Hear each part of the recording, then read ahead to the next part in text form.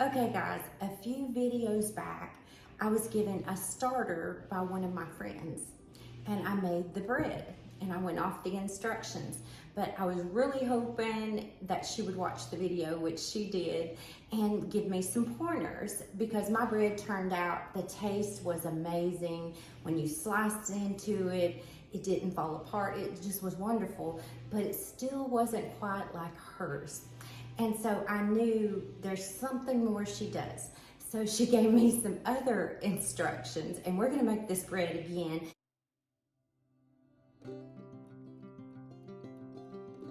And I've already got 2 starters because I wanted to make more than 3 loaves. And so I started this a week or so ago. So I've got 2 starters here in my jars. And now we are going to start off by feeding the starter. And she told me I need a large bowl and a wooden spoon. I suppose we're only supposed to use a wooden spoon with this. I've got my water and it is not hot, it's just warm. And we're gonna go ahead and we're gonna feed this starter. So the first thing I'm going to do is to take my starter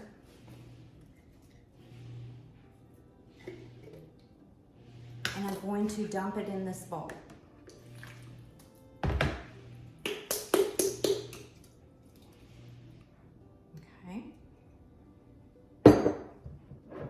And since I'm doing 2 starters, let's do it one at a time. So I've dumped my starter into the bowl. Now I'm going to add my 1 cup of warm water,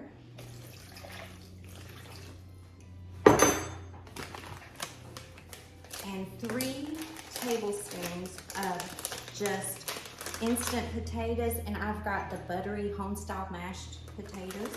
All right, 3 tablespoons. 1, 2,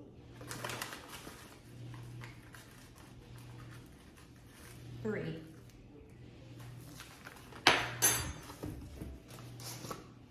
And a half a cup of sugar. So that's 1 cup of warm water, 3 tablespoons of instant potatoes, and a half a cup of sugar. And she said once you do that, go ahead and mix it really well.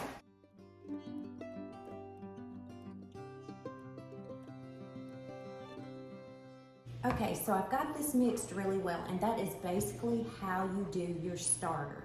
But I'm gonna do my other jar too, so I'm gonna do this all over again, same thing, and I think I'm gonna do it in the same bowl. Okay, that is basically how you mix your starter. And you would cover this with a piece of saran wrap, not tightly, but just lay it on top and put this in the microwave, and we're gonna let it sit 8 to 12 hours. But I've got this other jar of starter and I'm gonna put that in here as well. And I'm gonna do it the same way. Okay, so I've got a double batch here. I'm gonna clean up my 2 jars and I'm gonna set this in the microwave and cover it, just like I was instructing you before, for 8 to 12 hours.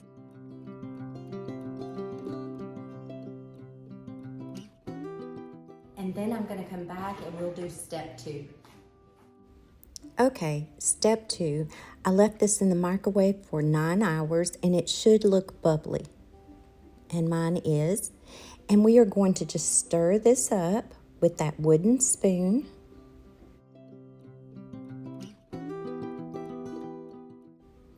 We are going to pour off 1 cup of starter per batch, per jar. And because I've got 2 batches, I'm going to pour off 2 cups of starter. Now, I did change my mind and only made 3 loaves of bread, so I only used 1 cup of that starter. So what you could do when you pour off the other cup is you can either toss that or you can give it away to a friend and they can start their bread. That's how I received my starter. But I will post in my description how to start the starter. Now I'm going to pour the remainder back into the jar And because I've got 2 batches, I'm just going to split this between the jars.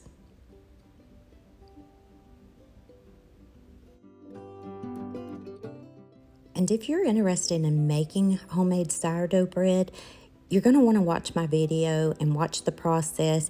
This is the second time I've made it. My bread turned out so amazing, just like my friend's bread that she gave to me. This is so good you can pull it apart, guys.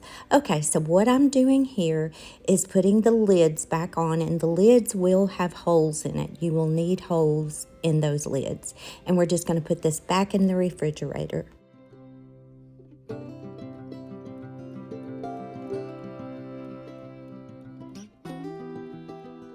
We are still on step 2 of the process, so you'll need a very large bowl.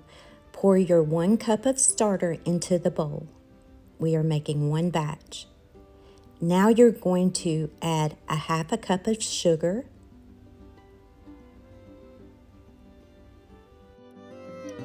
a 1/2 cup of corn oil, and she explained to me you can use canola oil if you want to, but I actually got corn oil, Mazola corn oil. And now 1 teaspoon of salt and 1 cup and a half of warm water. You don't want it hot, you want it warm, and I heated that in the microwave. Now we're going to stir this with our wooden spoon, and you want to stir this really well. This totally made sense to me because I did it the opposite way the first time, and that could have been why my texture didn't look like hers. But you want to mix all of this first before you add the flour. And I'm using white lily this time. I am a true believer in white lily. And guys, I really think this made a huge difference in my bread. Although I will say the gold medal was good. My first batch was amazing. I was so happy because it was my first batch, but this is my second batch, and it was top notch. It really was. And I don't mean to brag, but it was good. And I just was amazed at myself that I did this. But anyways, because it's such a process for it to turn out great. It made my day. But okay, I added this flour and I added it slowly and kept stirring. And now I'm going to just keep adding and stirring. And I added 6 cups. I use different measuring cups, so I don't want to confuse you. That's a 4-cup measuring cup there. And I also used a 1-cup measuring cup as well. Again, I'll post the recipe in the description.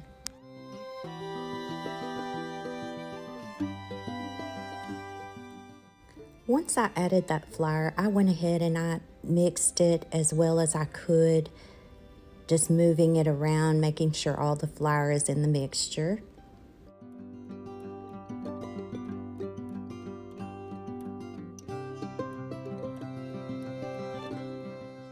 Now, she didn't tell me to put oil on my hands or flour, but I did because she told me to knead this in the bowl. You want to get the air bubbles out. And that is probably where I went wrong the first time because I had tiny little bubbles all in my bread. But this loaf turned out so amazing. It is just the perfect look. Texture is so moist. You can just pull it apart. And once you have kneaded this a few times, you don't want to over knead it. She did warn me of that. And just knead it like I did a few times. You are going to put oil on this. First, you'll put a little bit on top and then flip it over and put some more on the side you flipped over. And then we are going to put this in the microwave because that's a very warm place to put it. You're going to, again, put saran wrap on top very loosely. And we're going to let this rise 6 to 8 hours according to her instructions, or all day long. Okay guys, I have let my bread dough rise overnight in the microwave. I did decide to only do 1 batch today because I thought, well, what if it doesn't turn out good? And here I've wasted all this flour and ingredients. So I went ahead and I oiled down my bread pans. I've got 3 of them. Okay, and I'm gonna put a little bit of oil on my hands. Okay, so I've got some oil on my hands, and what I'm gonna do is just punch this down. Just one good punch, just like that. And then my friend says that I'm supposed to take this and knead it a few times in the bowl. And that's exactly what we're gonna do. And you're just working the air bubbles out of the dough.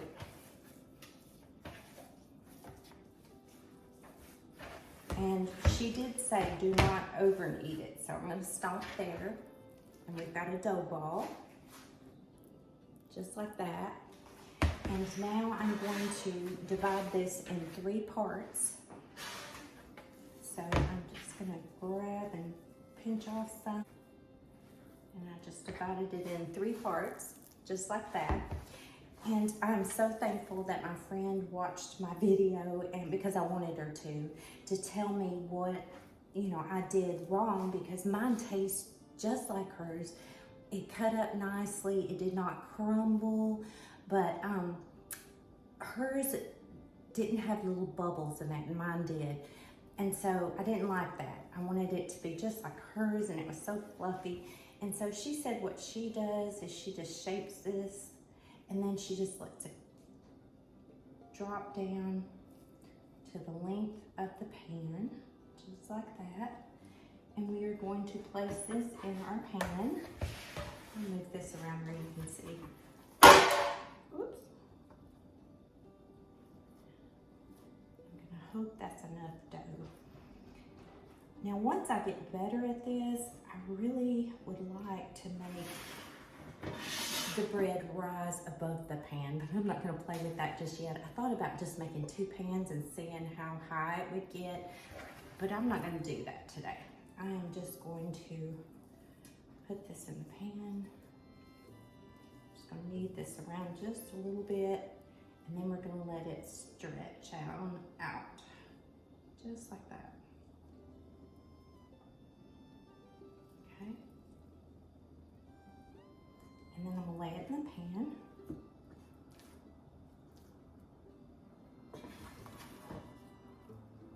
Let it stretch a little bit more.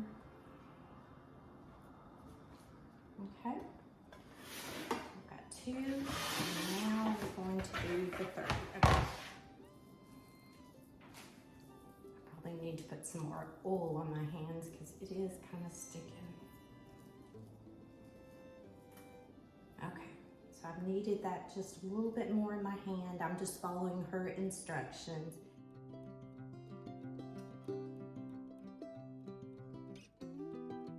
Okay, now we've got it in our bread pans, and I'm just gonna lay a paper towel on each one of them. That's what she said she does. And we're gonna let these rise for 6 to 8 hours. I'm gonna put them in my oven. You wanna find a warm place to put them, and I'm just gonna put them in the oven.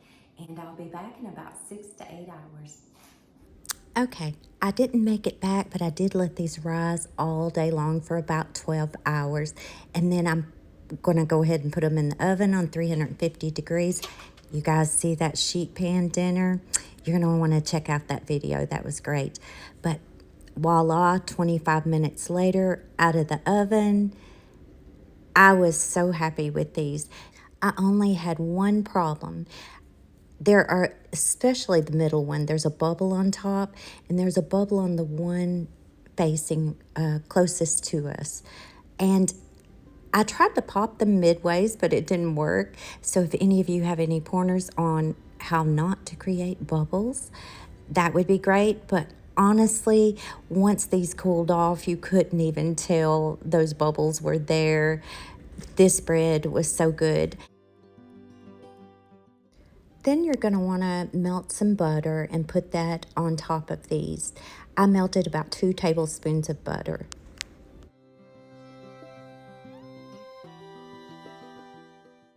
And voila, fresh out of the oven. Now we're gonna let these cool off. And I don't have a cooling rack, so I just put these on a tray. I probably need to purchase a cooling rack, but you're gonna want these to cool off before you put them in the bags. And I just can't tell you guys enough how great this recipe is. And also, I will just keep practicing and I will perfect this. And one last thing, you can also season this bread with cinnamon and put raisins in it, or you can make cinnamon rolls. My friend made my husband and I some cinnamon rolls. These were so yummy, and my friend has been such an inspiration to me. We all need to be a friend like her.